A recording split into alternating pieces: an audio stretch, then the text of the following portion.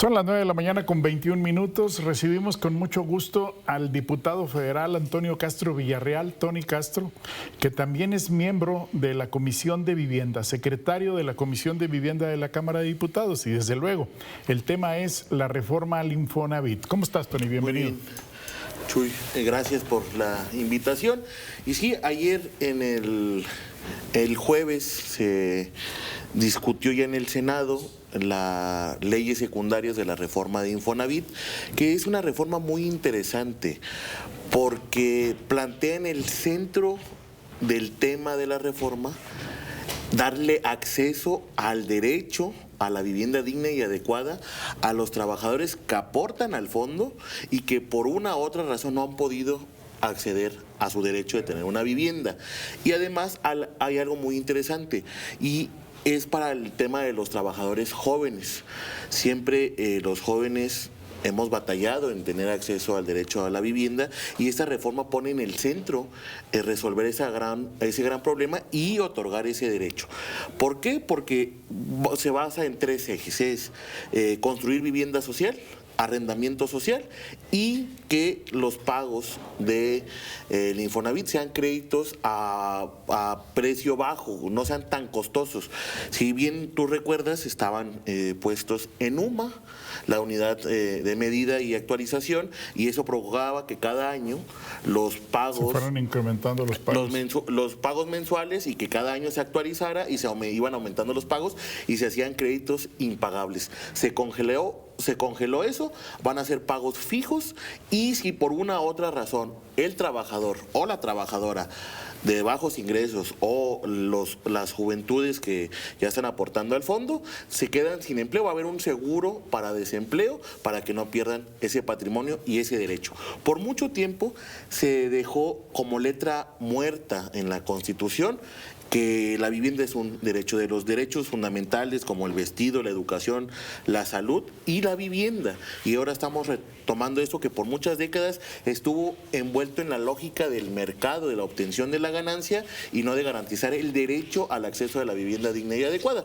Y además, para ponerte en contexto, ONU Habitat, la Organización de las Naciones Unidas, en su apartado de cómo se tiene que convivir en las ciudades, tiene un decálogo de 10 condiciones para que esté una casa digna y adecuada y en una de esas que no esté de asecamiento, que es decir, en varias partes del país hay casas en las faldas del cerro o en zonas de alto riesgo de los arroyos donde viven muchas personas y eso puede provocar muchos accidentes e incidentes. Entonces lo que busca acá es que estén en lugares céntricos, cerca de los centros de trabajo, cerca de los centros de salud, para garantizar ese derecho a la vivienda. Por mucho tiempo los fraccionamientos económicos de viviendas económicas, de las más económicas, y digo económicas porque de económicas no tenía nada, lo digo entre comillas, siempre los mandaron a las orillas de la ciudad.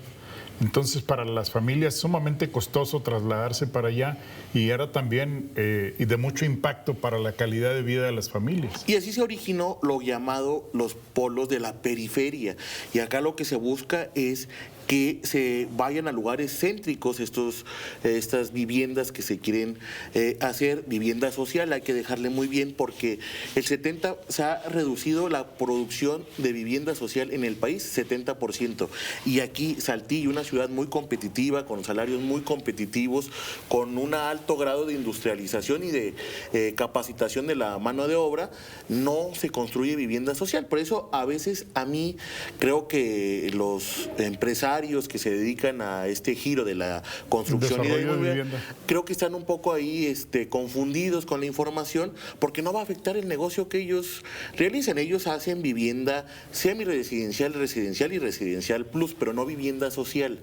Y lo que quiere hacer Infonavit es vivienda social con esta empresa filial que se va a construir esta empresa filial que se va a crear para construir vivienda para esa demanda de personas que no tienen acceso acceso a ese derecho que es la vivienda. Y otra cosa, debemos entender que el centro, el eje central, el eje rector de las ciudades es la vivienda. Alrededor de la vivienda existen los centros de trabajo, los supermercados, los centros de salud, existen plazas públicas para que vayan la familia a disfrutar de sus tiempos libres con la familia. Entonces, el centro de una ciudad es la vivienda, pero también hay que pelear por el derecho a el derecho a la ciudad y el derecho a la tierra para tener un patrimonio y cubrir ese derecho fundamental. Me imagino que tú conoces de pe a pa la iniciativa, porque te tocó analizarla en la Comisión de Vivienda como secretario que eres. ¿Por qué la oposición está basando sus críticas en que no va a haber transparencia en esa empresa y en que se ponen en riesgo 2.1 billones de pesos, que es el ahorro de los trabajadores? Sí, dicen 2.1, 2.3 billones de pesos de todos los activos que tiene Infonavit. Entonces a mí me brinca mucho. Entonces también están sometidos los escritorios, las oficinas, los trabajadores, el de la subcuenta. No va a ser así. En esa cantidad englobaron todo. Englobaron todo. Son todos los activos que tiene Infonavit. Pero de ahorro, ¿cuánto existe? Junto con las subcuentas, un poco más de 800,000 millones de pesos. Eso fue lo que se logró en el sexenio pasado, ahorita va un poco más. Sin embargo, no va a ser así porque ninguna parte de las leyes secundarias ni de la ley dice que se va a utilizar el dinero de los trabajadores. No dice. Lo que queremos hacer con esa filial es resolver el problema que hay en la parte de vivienda, porque nosotros lo estamos entendiendo como un derecho, no como obtener un negocio. Y cuando vas a hacer una empresa filial, la lógica de una empresa filial pública es no ser lucrativa, sino es de beneficencia social, en el sentido de darle derechos. Por eso siempre remarco mucho vivienda social. ¿Y en la administración tripartita? Esa se va a mantener, ahí no cambia. Se mantiene. Yo fui uno de los que peleé en la comisión que se mantuviera, porque hay que entender que el fondo, que Infonavit no es del gobierno federal, es un ente que se creó en 1972 para darle acceso al derecho a la vivienda a los trabajadores. Entonces va a estar el sector trabajo, el sector empresarial, el sector gobierno, en el Consejo Administrativo y en el Consejo de Vigilancia. Y además, para darle claridad y certeza a los trabajadores y a los empresarios que aportan al fondo, que han aportado mucho, igual que el gobierno y los trabajadores, la Auditoría Superior de la Federación va a estar haciendo auditorías permanentes en cómo se va a ver, cómo se van a manejar los recursos. Va a haber auditorías internas diarias casi, y además en la Comisión Nacional Bancaria y de Valores, donde no tiene nada que ver el gobierno, va a estar fiscalizando los recursos. Entonces, ese es un cuento de que prácticamente el director del Infonavit, Octavio Romero, va a tener la chequera y va a estar repartiendo el dinero.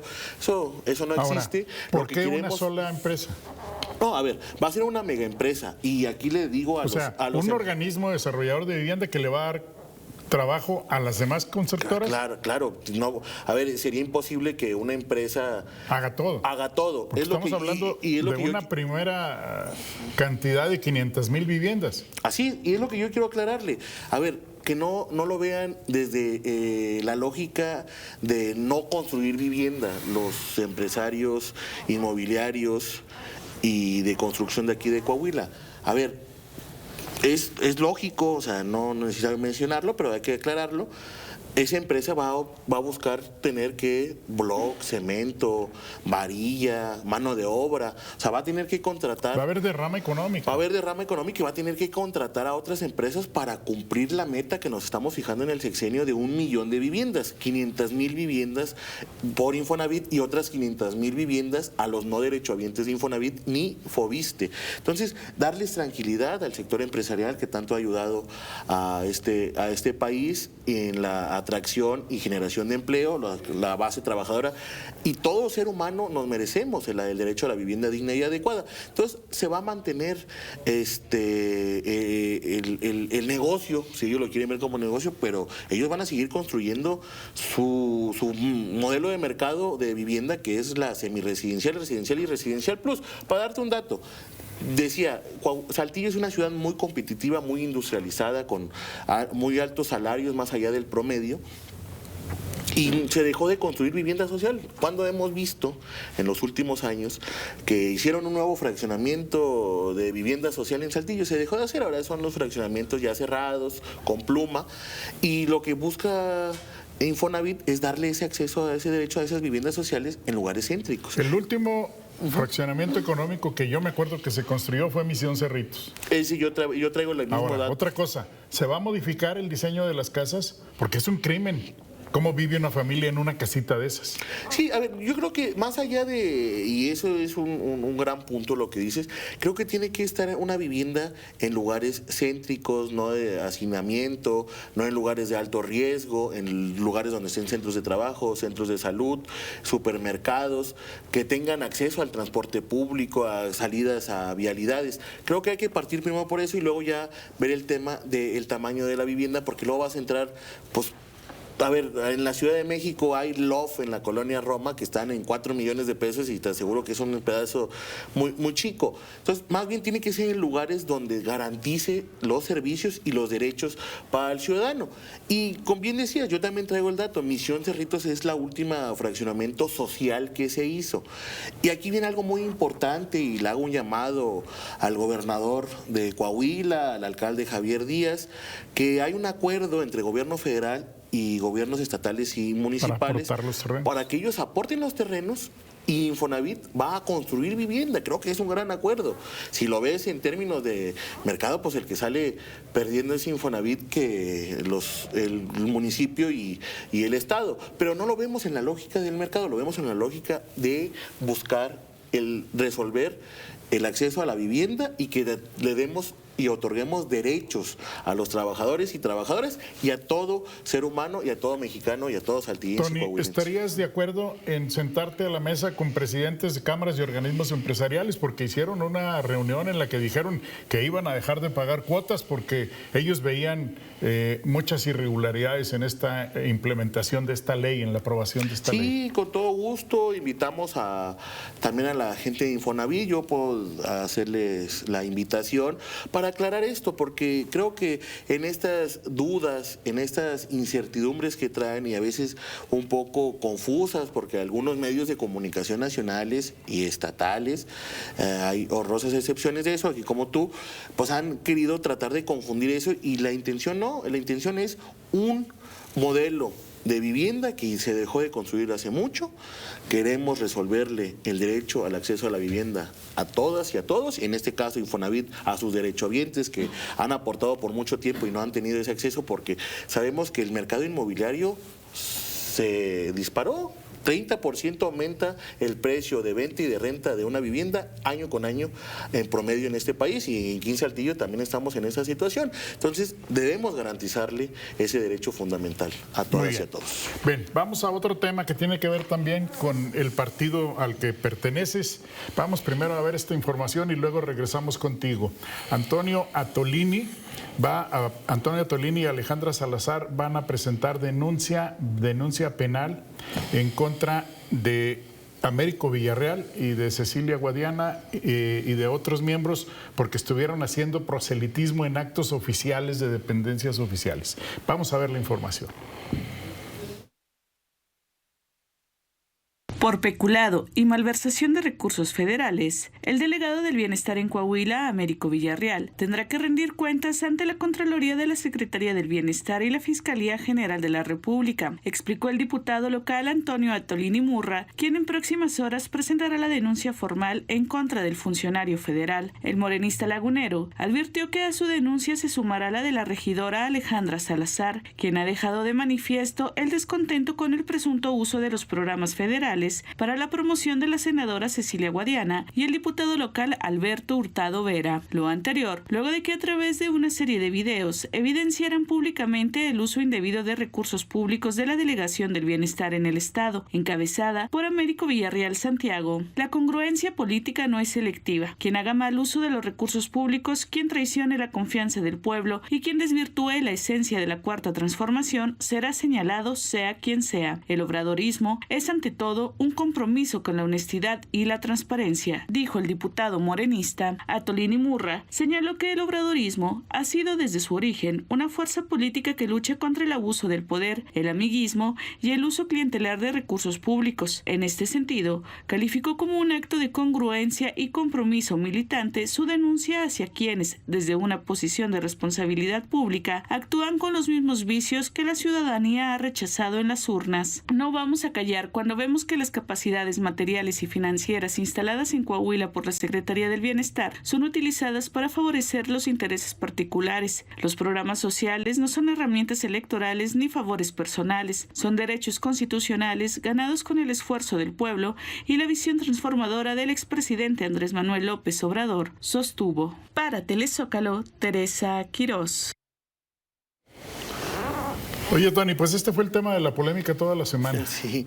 ¿Qué fue lo que pasó para que surjan este tipo de situaciones al interior del partido? Miren, nosotros hubo un llamado de autocrítica. Creo que toda organización política, todo partido político, todo movimiento tiene que tener autocrítica, porque creo que a veces uno va avanzando en sus tareas políticas, en su quehacer político, y si no hay autocrítica y crítica, pues uno piensa que lo que está haciendo bien. Y creo que ese fue un llamado de la autocrítica y entender que nadie está por encima del movimiento, y lo digo hasta por mí. O sea, el movimiento es mucho movimiento. O sea, el movimiento está siempre más adelantado que uno en el quehacer político. Te pongo un ejemplo. En el 2006, en el libro de Gracias, el presidente cuenta una anécdota, o el expresidente López Obrador cuenta una anécdota, que él no sabía cómo denunciar el fraude que le hicieron Felipe Calderón.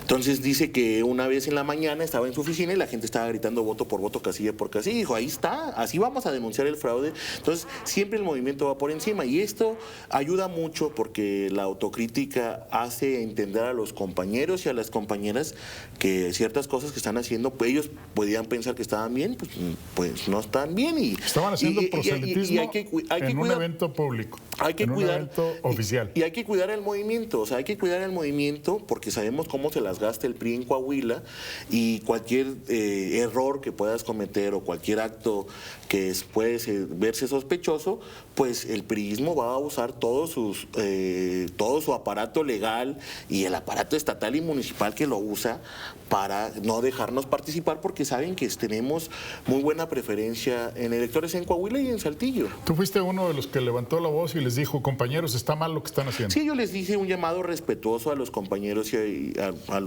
la compañera y al compañero, de que lo que estaban haciendo creo que se podía ver mal, que no se puede mezclar una cosa con la otra. Creo que sí es necesario tener coordinación con el gobierno federal, porque es el gobierno, tenemos amistades, compañerismo, hemos venido luchando, pero una cosa es estar en ese acto de entrega de tarjetas. Creo que se ve mal, hay que ser mesurados, hay que hacer nuestras actividades políticas como representantes populares, tener esa coordinación para ayudar a los ciudadanos cuando nos piden cierta atención del gobierno federal. Hay que tener esa coordinación. Pero desde tu punto de vista fue un error. Fue un error y no se debe cometer ese tipo de actos. Hay que cuidarnos, hay que cuidar al delegado que está, y hay que cuidarnos entre nosotros, porque luego insisto, el PRI Coahuila, el gobierno del estado, el municipio va a utilizar todas las trucos legales electorales, van a Pero están cometiendo ustedes los errores que siempre criticaron. Por eso hay que señalarlos, por eso hay que señalarle a los compañeros, por eso hicimos esa autocrítica hacia el interior del movimiento, para que no se vuelvan a hacer esos errores. E insisto, el movimiento es mucho más grande que nosotros, bueno, y hay que cuidar el movimiento y hay que cuidar los logros obtenidos. A ti, como uno de los denunciantes, ¿ya te buscó Américo? ¿Ya te buscó Cecilia? ¿Ya se sentaron a platicar? No, a mí no me han buscado. Yo estoy abierto al diálogo. Creo que siempre es bueno el diálogo para ir avanzando en un partido político. Insisto, el partido político en la que represento, que es Morena, cabemos todos, todas las formas de expresiones de hacer política, cada quien entiende cómo hacer política, y creo que si nos vamos juntos podemos avanzar mucho más. Entonces yo estoy dispuesto a ir trabajando. Los compañeros que ahorita señalaron que estaban aquí, pues ellos están en su derecho. Si van a meter una denuncia, ellos están en ese derecho, y vamos avanzando. Creo, por eso insisto, no hay que tenerle miedo a la crítica ni a la autocrítica. A ver, el tema que hay en Torreón con el gobernador y Román Cepeda, o sea, ya escaló hasta un nivel de la fiscalía, ¿no? Y ahí no dicen, hay una división ahí dentro del PRI, y es un gobernador contra un alcalde. Entonces está también complicado, y a veces los medios de comunicación, excepto ustedes, maximizan el problema de Morena porque quieren dar un mensaje equivocado a la ciudadanía. Creo que en política la crítica y la autocrítica es necesaria. No, pero en este caso sí hubo una falla tremenda.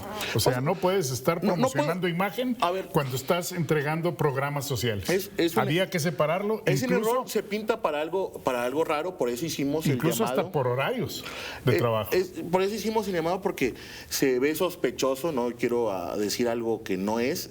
Por eso hicimos el llamado respetuoso a los compañeros, para que no se mezclen esas actividades y respetar lo que hace el gobierno federal, sus actividades, otorgar los derechos que peleamos nosotros como legisladores, y sí tener esa coordinación. Es necesario tener esa coordinación para acercar al gobierno federal con la ciudadanía. Y esa es una tarea de un legislador, porque un legislador, más allá de estar legislando, tiene que estar en territorio, escuchando a las personas y haciendo esas conexiones, pero no estar presente en ese tipo de... Me brincó, fue algo que sonó sospechoso, y quise hacerle un llamado muy respetuoso a mis compañeros y a la compañera, para que no se mezclara una cosa con la otra. Muy bien, gracias Antonio Castro. A ti, 9 de la mañana con 42 minutos. Vamos a un corte y regresamos para el bloque final de este noticiario.